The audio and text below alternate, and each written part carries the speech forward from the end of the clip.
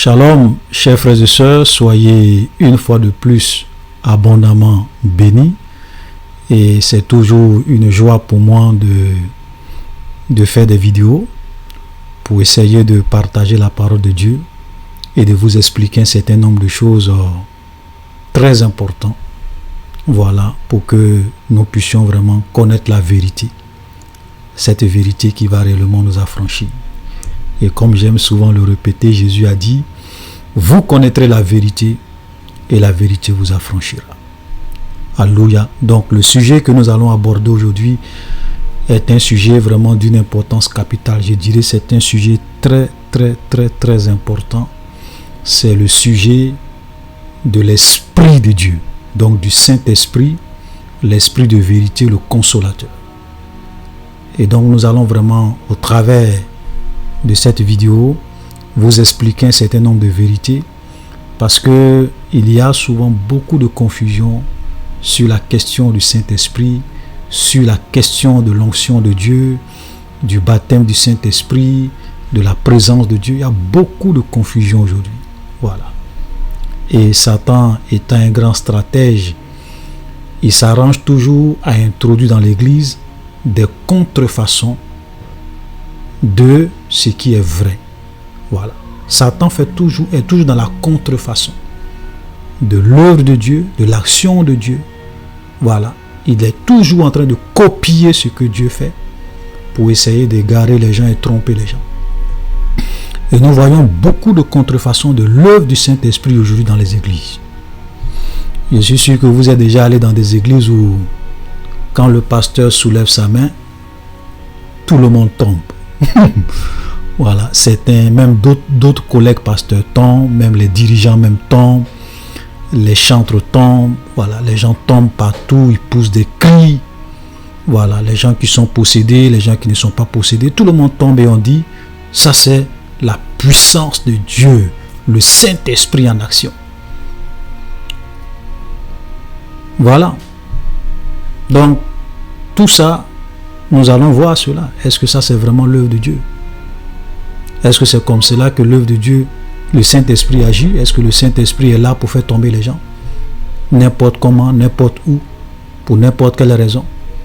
Voilà. Parce que, vous voyez, quand nous regardons la parole de Dieu et quand nous regardons le ministère de Jésus, nous voyons des choses extraordinaires qui doivent normalement nous interpeller, nous qui sommes les chrétiens. Il n'y avait pas quelqu'un dans ce monde, il n'y a même pas un seul pasteur qui a existé, qui peut prétendre avoir la plénitude de l'Esprit de Dieu plus que Jésus, avoir l'onction de Dieu plus que Jésus. Mais quand nous regardons Jésus, il était avec ses disciples, pendant qu'il prêchait, ses disciples ne tombaient pas sur des chaises en train de pousser des cris bizarres, des cris d'animaux qu'on appelle pour dire non, ça c'est la puissance de Dieu. Non. Il y a des gens qui venaient écouter Jésus prêcher. Ils ne tombaient pas. Les seules personnes, ils étaient vraiment effrayés. Ils poussaient des cris, ils tombaient. C'était les gens qui étaient possédés par des démons. Vous savez, quand les démons voient la puissance de Dieu, quand ils voient l'onction de Dieu, quand ils vont dans un lieu où le Saint-Esprit est là, les démons sont obligés de se manifester parce qu'ils ne peuvent pas tenir devant la présence de Dieu, devant la puissance de Dieu, devant l'onction, devant le Saint-Esprit. Ils sont obligés de se manifester. C'est pour cela qu'on voyait que quand souvent les démons rencontraient Jésus, ils étaient effrayés. Es-tu venu pour nous troubler avant le temps? Nous savons que tu es le Christ, Fils de Dieu. Et la Bible dit que Jésus ne les permettait même pas de parler. Jésus les chassait. Amen. Donc, beaucoup de ce que nous voyons dans les églises aujourd'hui qu'on attribue au Saint-Esprit, ce n'est pas le Saint-Esprit, ce sont des contrefaçons. Voilà. Parce que l'Esprit de Dieu n'agit pas comme ça. L'Esprit de Dieu n'est pas là à prendre un plaisir, à faire tomber les gens sur des chaises, à faire rouler les gens par terre, que tu sois possédé, que tu ne sois pas possédé, les gens tombent. Ça, ce n'est pas l'Esprit de Dieu. Voilà. Donc il y a souvent des gens qui s'en vont prendre des pouvoirs, voilà, chez des marabouts, chez des féticheurs, dans le camp du diable, parce qu'ils veulent démontrer aux gens qui sont vraiment, que Dieu est avec eux, qu'ils ont la puissance de Dieu. Donc ce sont ces gens-là, quand ils soulèvent la main, tout le monde dans l'église tombe. Les gens tombent par terre, ils poussent des cris. Frère, ne vous laissez pas impressionner par tout ça, il y a beaucoup de contrefaçons. Amen. Voilà.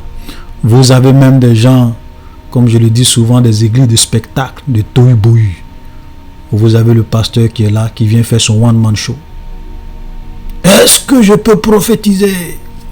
Prophétise, homme de Dieu. Can I prophesy? Prophesy, man of God. Et il commence maintenant à faire son spectacle. Et les chrétiens sont des applaudissements. Oh, prêche, homme de Dieu. Prêche, prophétise, homme de Dieu. Vous avez une fois vu Jésus en train de prêcher, et puis les gens sont là. Prêche Jésus. La plaisanterie. Tohu-bohu. Ce n'est pas des églises de Jésus. Ce sont des cirques. Des églises de spectacle. Et vous allez le voir et dire, non, je suis dans ta chambre. La couleur de ta chambre est blanche. Je suis dans ta chambre, tes fauteuils sont situés ici. Je suis dans la parcelle de votre village. Dans cette parcelle-là, il y a tel arbre, il y a telle maison, et puis commence à décrire. Et les gens sont impressionnés. Ils pensent que ça, c'est l'Esprit de Dieu. Laissez-moi vous dire, ça, c'est de la divination.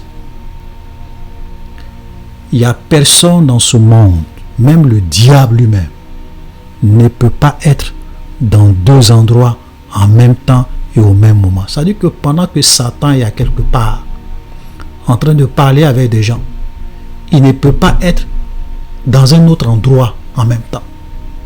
C'est impossible. Alléluia. C'est impossible. C'est-à-dire que même quand vous prenez, excusez-moi si je fais une digression, de toutes les façons, ça fait partie de l'enseignement. Voilà, parce que souvent quand j'enseigne, je préfère souvent déborder un peu pour expliquer certaines vérités, pour que les gens soient libres. Voilà, parce qu'il y a beaucoup de manipulation, beaucoup de confusion aujourd'hui dans les églises. Amen.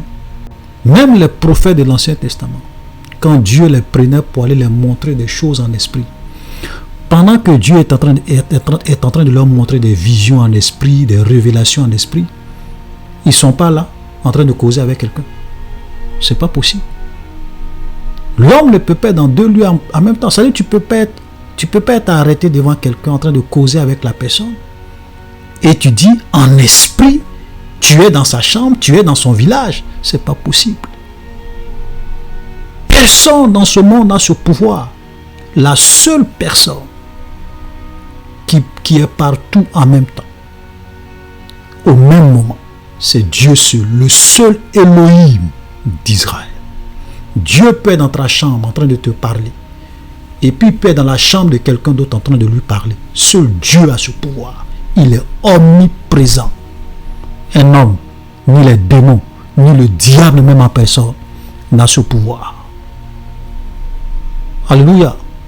Donc, chers frères et sœurs, ne vous laissez pas impressionner par ça. Je suis dans ton village, je suis dans ta chambre, en esprit, je vois ceci, cela. Voilà. C'est de la divination. Ce n'est pas la puissance, c'est même pas le Saint-Esprit, c'est pas l'œuvre du Saint-Esprit. Alléluia. Voilà, soyons clairs là-dessus.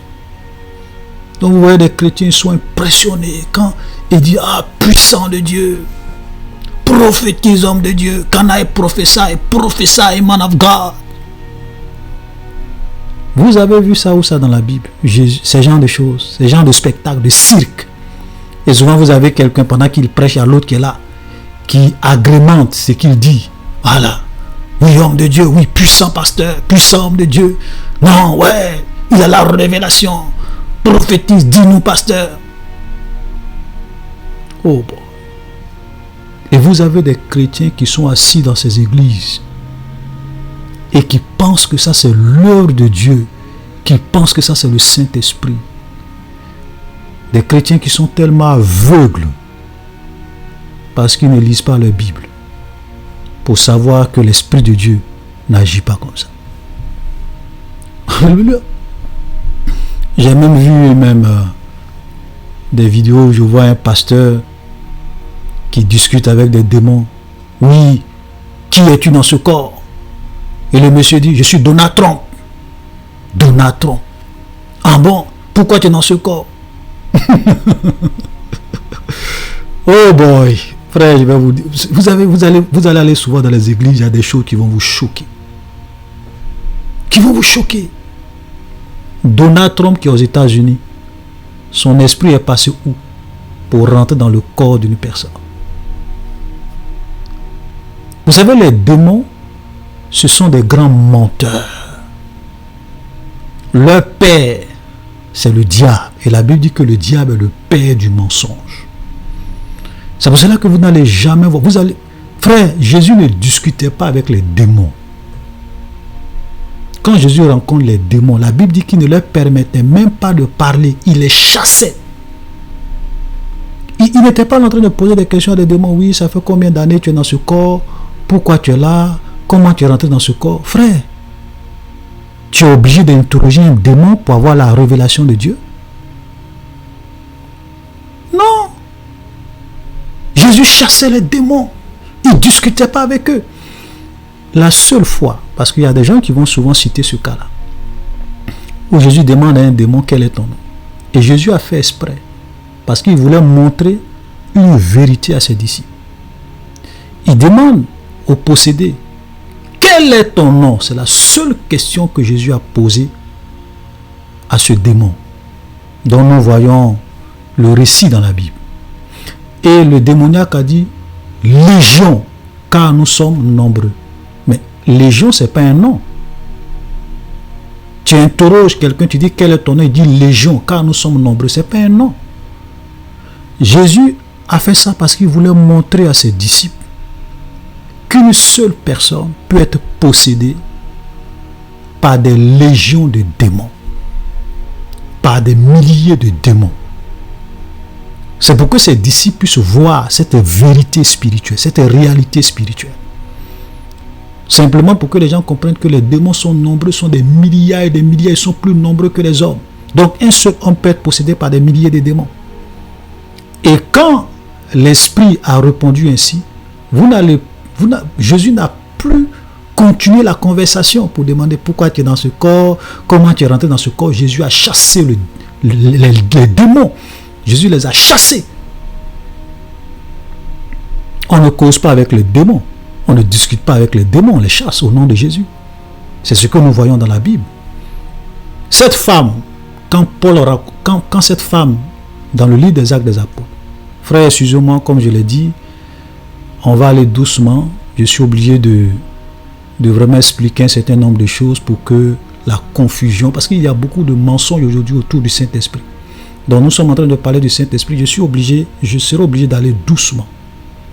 Voilà, donc vraiment si vous ne voulez pas, parce que souvent je comprends qu'il y a des gens qui ont des problèmes de connexion, qui ont des difficultés, parce qu'il y a des pays où la connexion coûte cher, je comprends, parce que il y a des frères souvent qui m'en ont parlé. Donc vraiment je m'excuse, le sujet est vraiment tellement important, je suis obligé d'aller pas à pas. Donc excusez-moi pour ça. Donc je ne vais pas vraiment prendre mon temps pour aller vite concernant le sujet sur le Saint-Esprit. Je suis obligé d'aller pas à pas pour expliquer des réalités. Amen. Donc cette femme qui était possédée par un esprit de divination et qui était derrière les apôtres pour dire voici les vrais hommes de Dieu, écoutez-les, ceci, cela, parce que l'esprit voulait se camoufler. Et Paul, agacé, tout se tourne vers cette femme et il chasse le démon, il chasse l'esprit. Au nom de Jésus. Vous avez vu l'apôtre Paul discuter avec cette femme mais une femme, c'est-à-dire c'était son métier, elle avait cet esprit de divination et la Bible dit qu'elle procurait de l'argent à ses maîtres par la divination, par l'art de la divination qu'elle exerçait. Donc elle était consciente de ce qu'elle faisait. Mais l'apôtre Paul n'a pas discuté pour dire oui, ça fait combien de temps tu es dans ce corps, pourquoi tu es entré dans ce corps, comment tu es entré dans ce corps. Non! Les démons les chassent. On ne discute pas avec eux parce que ce sont des menteurs. Et quand Dieu t'a donné le pouvoir, tu les chasses. À la rigueur, tu peux vraiment échanger avec la personne. qui est possédé par le démon, quand la personne revient à son bon sens, tu peux échanger avec la personne pour lui expliquer certaines réalités, pour que la personne puisse comprendre un certain nombre de choses, échanger avec lui sur sa vie pour comprendre, pour mieux aider la personne. Ça c'est possible avec la personne, mais pas avec les démons. Alléluia. Donc nous devons faire... Aujourd'hui, quand vous voyez tous ces cinémas sur les réseaux sociaux, des gens qui filment des délivrances qui vont poster, moi souvent, j'en ai marre de tout ça. Et souvent, ça me fait mal. On ne sait pas ce que les gens cherchent. Vous faites la délivrance des gens qui sont traînés à terre par des démons, en train de pousser des cris. Et vous filmez ça. C'est-à-dire que vous vous foutez même de la dignité des personnes pour qui vous priez. Vous venez exposer leur vie.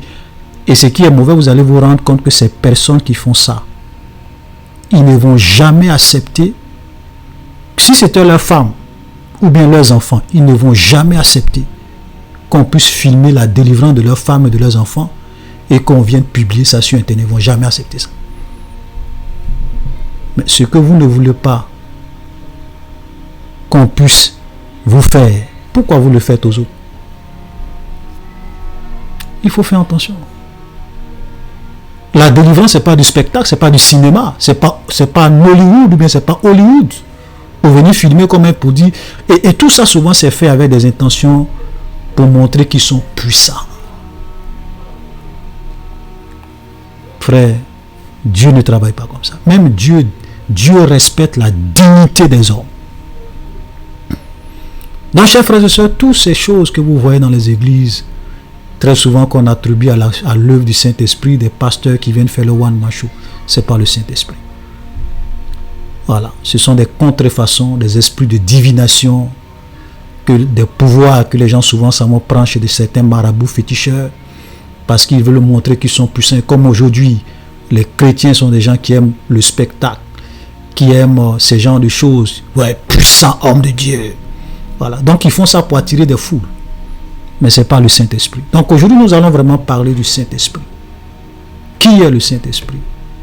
Comment le Saint-Esprit travaille? Comment on peut recevoir le Saint-Esprit? Qu'est-ce que le Saint-Esprit fait comme œuvre dans la vie du chrétien? Alléluia. Je l'ai dit dans la vidéo précédente que quand où j'ai parlé de la prière, j'ai dit que vous ne pouvez pas avoir une vie de prière si vous n'êtes pas vraiment rempli du Saint-Esprit. C'est-à-dire que il y a des niveaux de prière. Vous ne pouvez pas prier pendant des heures et des heures et des heures et des heures comme Jésus pouvait le faire. Passer toute une nuit en train de prier si vraiment ce n'est pas l'Esprit de Dieu qui vous conduit, ce n'est pas l'Esprit de Dieu qui vous guide, ce n'est pas l'Esprit de Dieu qui vous oriente. Parce que si vous voulez prier selon la chair, maximum 30 minutes ou bien maximum 1 heure du temps. Mais après ça, tu n'as plus rien à dire. Et regardez ce que la parole de Dieu nous dit. Amen. Lorsque nous lisons Romains chapitre 8, le verset 26, Romains 8, 26, la Bible dit, de même aussi l'Esprit nous aide dans notre faiblesse, car nous ne savons pas ce qu'il nous convient de demander dans nos prières. Mais l'Esprit lui-même intercède par des soupirs inexprimables. Alléluia. Ça veut dire que il y a souvent des niveaux de prière, des moments de prière que vous ne pouvez pas faire si vous n'avez pas l'Esprit de Dieu. Il y a des dimensions dans la prière. Vous ne pouvez pas prier pendant des heures, une demi-journée. Non, 3 heures, 2 heures. Si vous n'êtes pas vraiment rempli du Saint-Esprit. Pour pouvoir faire des prières efficaces, pour pouvoir prier pendant des heures, il faut vraiment être conduit par l'Esprit de Dieu, poussé par l'Esprit de Dieu. Et le Saint-Esprit nous aide par des soupirs inexprimables. Parce que souvent, on n'a plus de mots. Alléluia. Et souvent, vous allez voir des gens qui parlent en langue, dans une langue que vous ne comprenez pas. Je ne parle pas de la plaisanterie qu'on voit souvent dans les églises, des gens qui crient, qui font des choses, qui souvent se... Voilà, même les démons parlent aussi en langue. Les démons aussi peuvent posséder des gens et puis ils vont pousser ces gens-là à parler en langue. Donc, ce n'est pas tous les parler en langue qui sont l'œuvre du Saint-Esprit. Alléluia. Donc on va parler de tout ça. C'est pour cela que je dis on va aller pas à pas pour que toute la confusion, voilà, toutes les mauvaises pensées, toutes les incompréhensions sur le Saint-Esprit soient vraiment levées. Ok? Voilà, donc pour avoir une vie de prière, pour faire des prières efficaces, pour pouvoir prier selon l'Esprit de Dieu, motivé par l'Esprit de Dieu, conduit par l'Esprit de Dieu, il faut avoir la plénitude de l'Esprit de Dieu. Voilà. La Bible dit que celui qui parle en langue, ce sont des mystères qu'il dit à Dieu. Personne ne comprend ce qu'il dit. Et ces gens-là sont souvent capables de prier pendant des heures, sans s'ennuyer. Alléluia.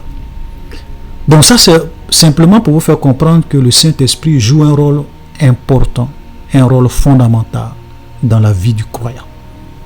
Alléluia. Donc nous avons besoin de savoir qui est le Saint-Esprit et comment recevoir le Saint-Esprit. Alléluia.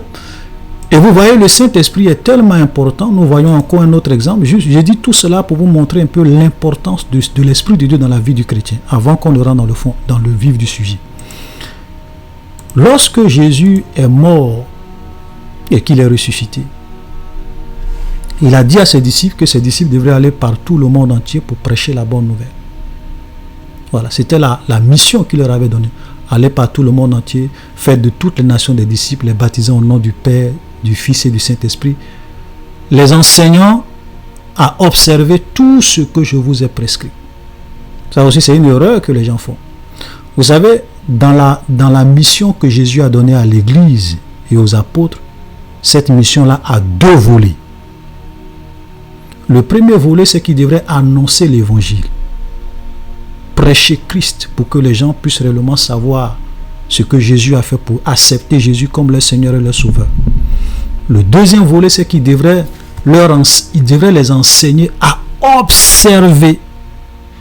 Et Jésus dit, tout ce que je vous ai prescrit.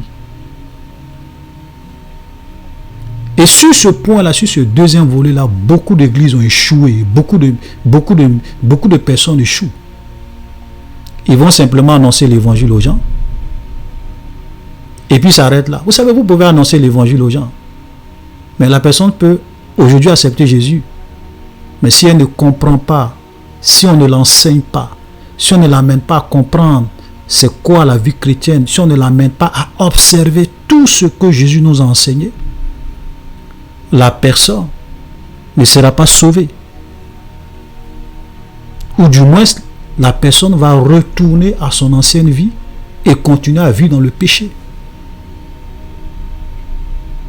C'est pour cela que l'enseignement de la parole de Dieu, l'enseignement de tout ce que Jésus nous a prescrit, est quelque chose d'important dans une église. Aujourd'hui, beaucoup d'hommes de Dieu passent leur temps à faire du show dans les églises, à impressionner les gens, au lieu de leur enseigner la parole. Et c'est triste. Quand vous regardez le niveau d'ignorance dans l'église aujourd'hui, c'est effarant. Vous êtes étonnés. Alléluia. Donc Jésus va leur dire, allez-y dans le monde entier, annoncer la bonne nouvelle. Mais regardez ce que... Quand Jésus va leur dire ça, mais regardez ce que Jésus va leur dire avant qu'il ne monte au ciel. C'est là que vous allez comprendre l'importance du Saint-Esprit. Et que sans le Saint-Esprit, nous ne pouvons rien faire. Regardez ce que Jésus va leur dire. Actes, chapitre 1, le verset 4. Comme il se trouvait avec eux, il leur recommanda de ne pas s'éloigner de Jérusalem, mais d'attendre ce que le Père avait promis. Ce que je vous ai dit, ce que je vous ai annoncé, leur dit-il. Car Jean a baptisé d'eau, mais vous, dans peu de jours, vous serez baptisés du Saint-Esprit. Donc Jésus dit à ses disciples, ne vous éloignez pas de Jérusalem. Attendez ce que le Père a promis. Jean a baptisé d'eau.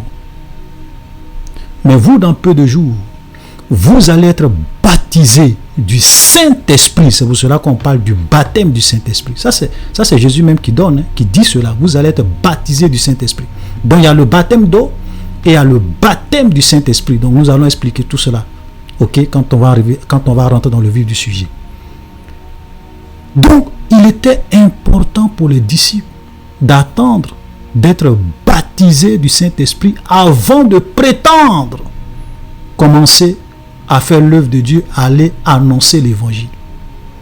Verset 8, mais vous recevrez une puissance, le Saint-Esprit survenant sur vous, et vous serez mes témoins à Jérusalem, dans toute la Judée, dans la Samarie et jusqu'aux extrémités de la terre.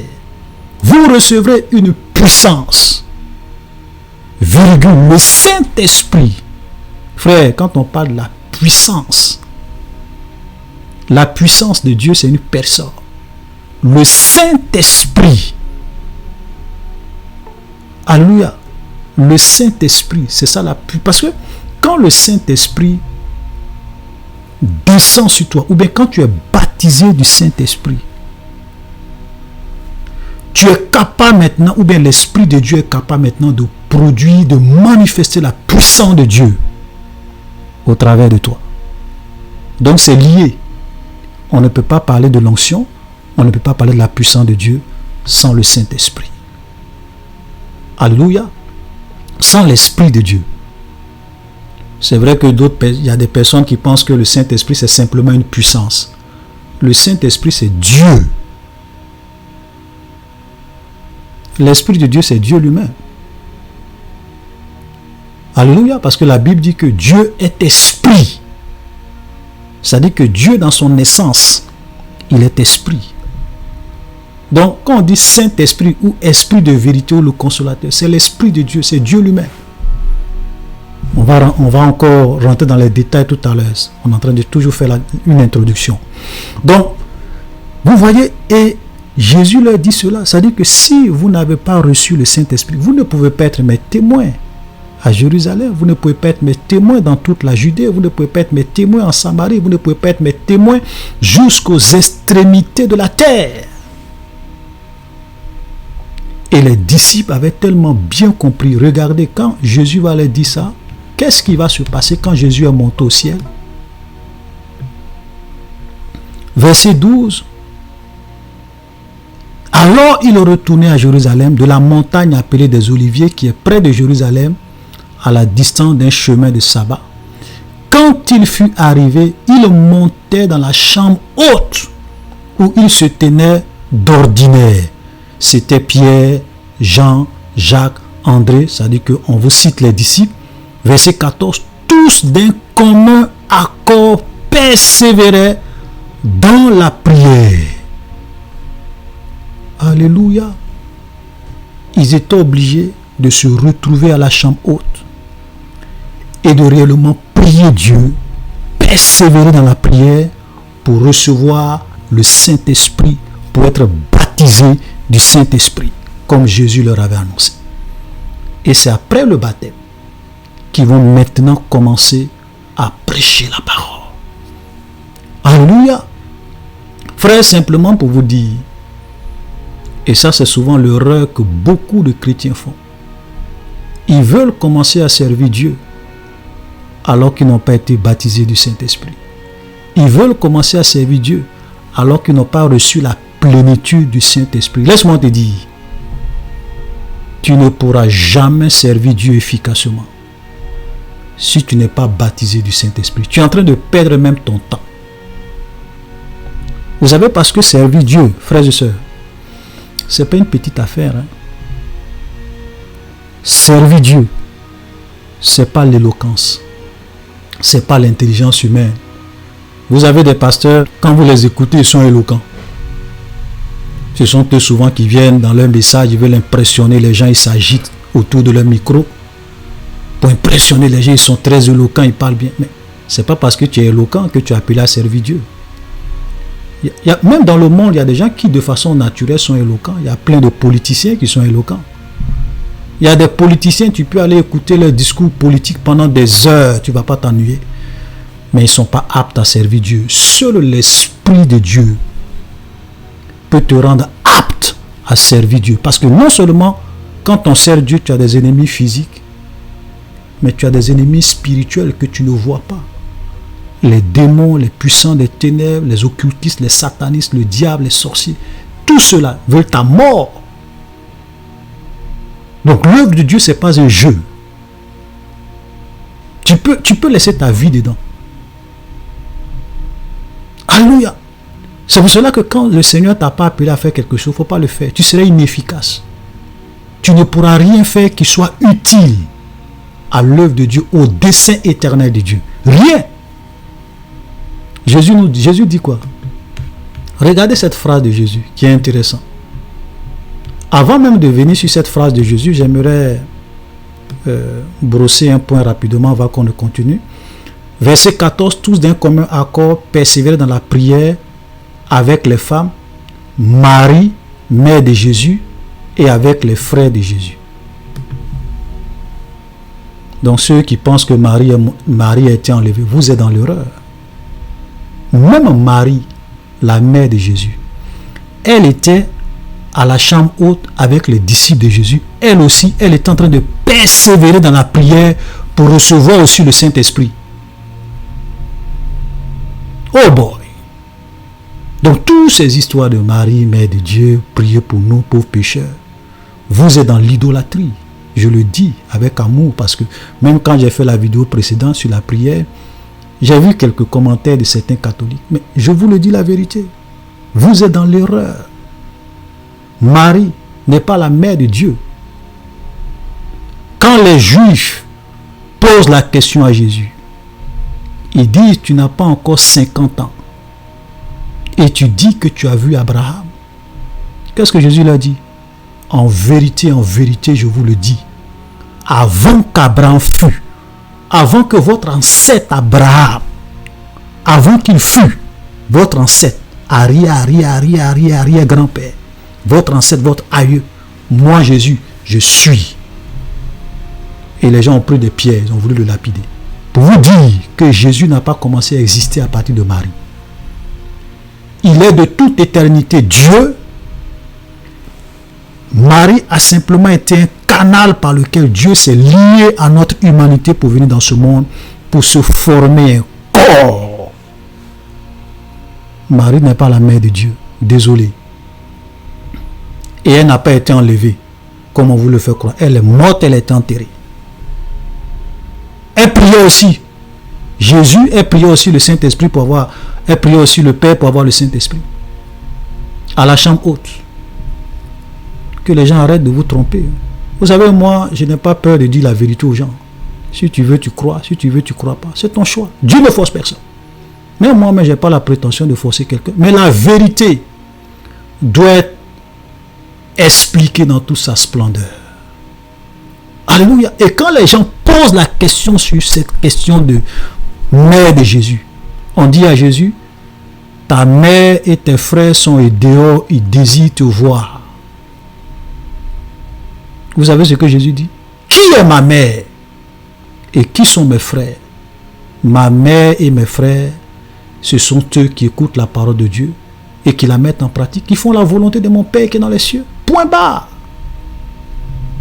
Toutes les femmes qui mettent en pratique la parole de Dieu, qui font la volonté de Dieu, sont aussi les mères de Jésus.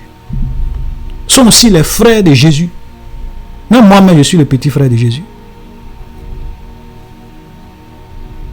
Dieu n'est pas influencé par nos sentiments humains. Non, parce que c'est elle qui a mis au monde l'enfant Jésus, donc Dieu va l'écouter plus rapidement par rapport à un simple pasteur, comme elle est la mère de Jésus. Un fils écoute sa mère. Vous parlez de qui? Qui est? Vous parlez de qui? Donc parce que Marie a mis, donc elle est la mère de Dieu, donc Jésus l'écoute facilement par rapport à un simple chrétien. Vous parlez du seul Elohim d'Israël? Vous parlez du Dieu d'Abraham, du Dieu d'Isaac, du Dieu de Jacob, celui dont la naissance a été prophétisée dans l'Ancien Testament. Oh boy! Que personne ne vous trompe, frère. Dieu n'est pas influencé par ces genres de nos sentiments humains. Jamais. La Bible dit que Dieu ne fait acception de personne. Dieu ne fait pas du 2 poids 2 mesures. Il n'est pas influencé parce que Marie, comme quand c'est Marie qui prie, Jésus va vite. Il n'est pas influencé par ça. Il ne fait acception de personne. Ma mère et mes frères, ce sont ceux qui écoutent la parole de Dieu, qui la mettent en pratique. Point. Maintenant, si tu veux, tu crois, si tu veux, tu continues à prier Marie, c'est ton choix. Et comme je le dis souvent, je dis, Jésus a été clair. Il dit, celui qui entend ma parole et qui la rejette a déjà son juge. La parole que j'ai annoncée, c'est elle qui va le juger au dernier jour. Donc au dernier jour, Jésus va dire, il est écrit. J'ai dit qui était ma mère, j'ai dit qui était mes frères. Pourquoi tu priais Marie, mère de Dieu? Pourquoi tu priais? Pourquoi tu l'as prié en disant Marie, mère de Dieu? Et tu seras condamné. Tu ne te feras point d'image taillée ni de représentation quelconque des choses qui sont dans les cieux, qui sont en haut dans les cieux, qui sont en bas sur la terre, qui sont dans les eaux plus bas que sur la terre. Et c'est pas le fait que tu fasses des représentations qui posent un problème. Il dit, tu ne te prosterneras pas devant ces choses. Et tu ne les serviras point. À partir du moment où tu fais une statue, une représentation d'un saint, d'un Dieu, d'une personne, même de Dieu lui-même, tu fais une représentation et tu te prosternes devant cette représentation, tu es dans l'idolâtrie. C'est aussi simple que ça. Voilà. C'est pas la peine d'aller prendre l'exemple du serpent des reins, c'est pas la peine d'aller prendre... Non. Le serpent des reins, les gens ne vénéraient pas le serpent des reins. Quand vous regardez le contexte dans lequel on parle du serpent, ce n'était pas une vénération, ce n'était pas une prière. Bref, on va fermer ce sujet parce que j'en ai souvent parlé dans les vidéos, donc je ne vais pas encore perdre trop mon temps là-dessus. Mais c'est important que j'explique cela. Parce qu'on est en train de parler du Saint-Esprit. Il faut qu'on éclaire les gens. Amen. Donc, regardez ce que Jésus dit. On va revenir à notre texte. Regardez ce que Jésus nous dit. Dans Jean chapitre 15, le verset 5, il dit, je suis le cep. Vous êtes les sarments, celui qui demeure en moi et en qui je demeure porte beaucoup de fruits, car sans moi, vous ne pouvez rien faire. Frère, ça c'est une vérité que beaucoup de chrétiens ne comprennent pas. Sans Jésus, sans son esprit, tu ne peux rien faire. C'est pour cela que les disciples ont compris. Et c'est pour cela que Jésus les a avertis pour leur dire, restez jusqu'à ce que vous recevez la puissance, vous recevez le Saint-Esprit pour être capable de me servir, car sans moi, sans mon esprit, sans la plénitude de mon esprit, vous ne pouvez rien faire. Sans moi, vous ne pouvez rien faire. Maintenant, est-ce que Jésus est en train de dire que sans lui, on ne peut pas marcher? Sans lui, on ne peut pas prêcher? Sans lui, on ne peut pas parler? Il y a des gens qui prêchent alors que Dieu ne les a pas appelés. Mais qu'est-ce que Jésus est en train de dire ici? Sans le Seigneur, sans l'Esprit de Dieu, tu ne pourras pas faire une œuvre qui soit réellement profitable, qui soit réellement importante, qui soit réellement selon la volonté de Dieu, qui pourra réellement avoir des conséquences pour l'éternité. Sans l'Esprit de Dieu, tu ne peux rien faire qui soit conforme à la volonté et au plan de Dieu. Vous savez, les hommes, même nous les chrétiens, souvent on pense qu'on est en train de servir Dieu, on est en train d'évangéliser, on est en train de prêcher la parole de Dieu, les gens peut-être même se convertissent, on est content. Mais frère, que personne ne vous trompe. Paul nous donne une vérité.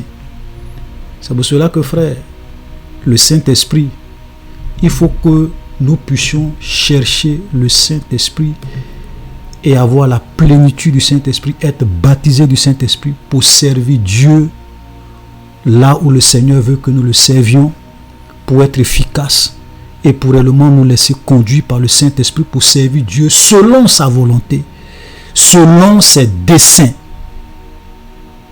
Qu'est-ce que Paul dit? Une vérité. Il dit 1 Corinthiens chapitre 3. 1 Corinthiens chapitre 3 verset 13. Car le jour la fera connaître parce qu'elle se révélera par le feu et le feu éprouvera ce qu'est l'œuvre de chacun. Si l'œuvre bâtie par quelqu'un sur le fondement subsiste, il recevra une récompense. Si l'œuvre de quelqu'un est consumée, il perdra sa récompense pour lui. Il sera sauvé, mais comme au travers du feu. Alléluia. Ne savez-vous pas que vous êtes le temple de Dieu, que l'Esprit de Dieu habite en vous? Regardez cette vérité. La Bible est en train de nous faire comprendre que, frère, toute l'œuvre que nous faisons devant les hommes, pour Dieu, dans ce monde, ne pensons, c'est même pas la peine de penser que cette œuvre-là, c'est forcément une œuvre qui est agréée par Dieu. Lorsque nous allons aller au ciel, la Bible dit que l'œuvre de chacun va être éprouvée par le feu.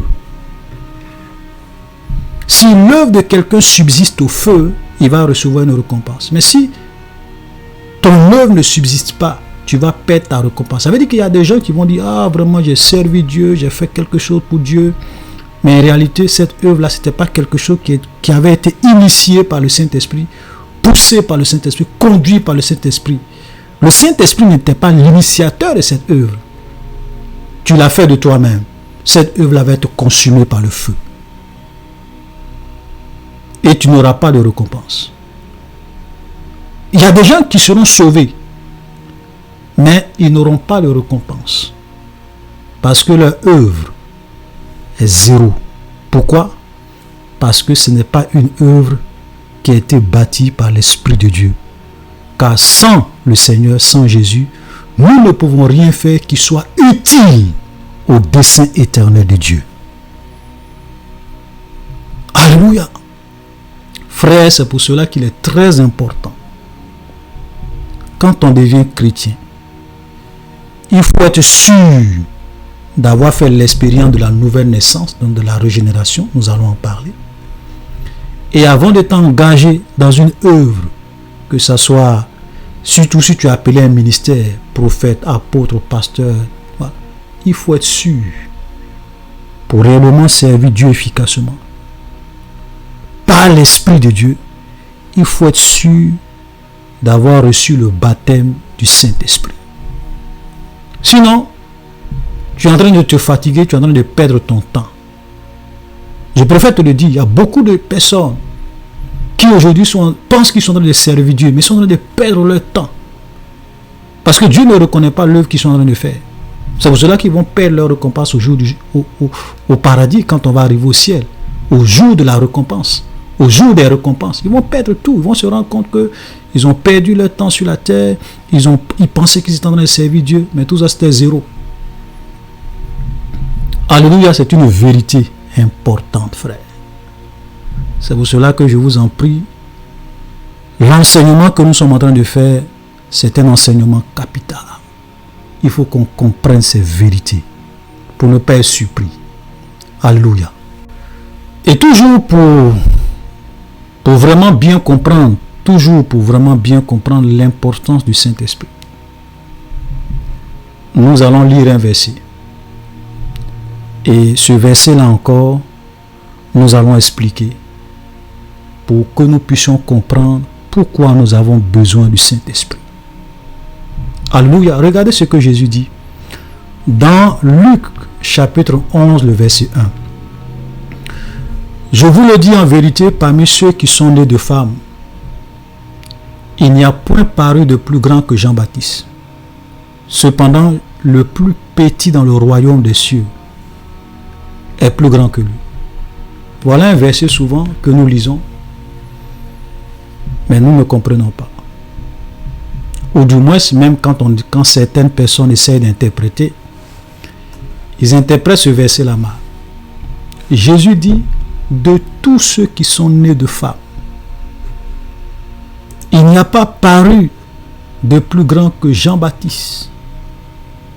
Ça veut dire qu'au moment où Jésus parlait, tous les anciens prophètes, les grands prophètes, parce que Jean-Baptiste était un prophète, de tous les grands prophètes qui ont existé dans l'Ancien Testament, tous les grands hommes de Dieu qui ont existé dans l'Ancien Testament, il n'y a pas un parmi eux qui était plus grand que Jean-Baptiste. Ça veut dire que Jean-Baptiste était le plus grand. Ça, c'est Jésus même qui le dit. Mais regardez, il dit une vérité que nous avons besoin de comprendre. Il dit, le plus petit, mais le plus petit dans le royaume des cieux est plus grand que Jean-Baptiste. Maintenant, je vous pose la question. Qu'est-ce que cela veut dire?